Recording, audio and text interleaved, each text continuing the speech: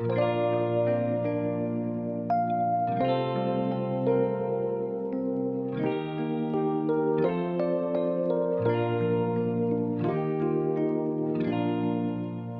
វស្ងប់ស្ងាត់ជុំវិញព្រៃ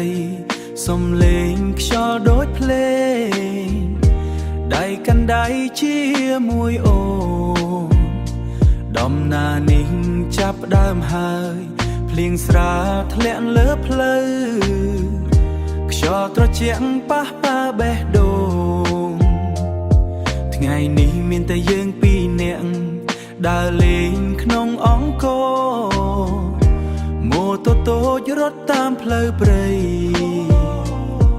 ដើមឈើធំព័ទ្ធជុំវិញផ្លូវអូនអង្គុយពីក្រោយជាមួយស្នាមញញឹមធ្វើឲ្យពិភពលោកបងស្ងប់ស្ងាត់ពន្លឺពពកថ្មបុរាណអង្គរមើលទៅស្រស់ស្អាត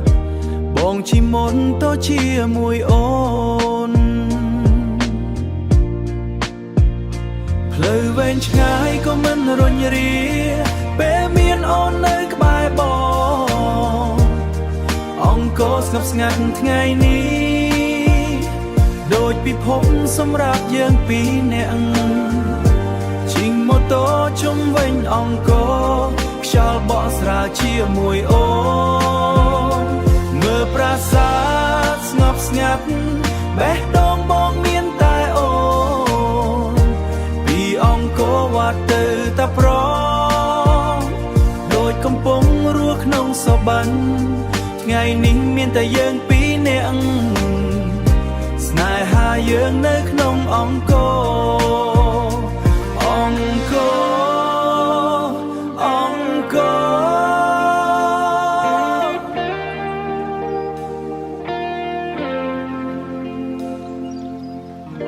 ថ្ងៃនេះមានអូនក្បែរទោះពេលវេលាឆ្លងកាត់ក៏នឹកថ្ងៃនេះជានិច្ចអង្គរអង្គរ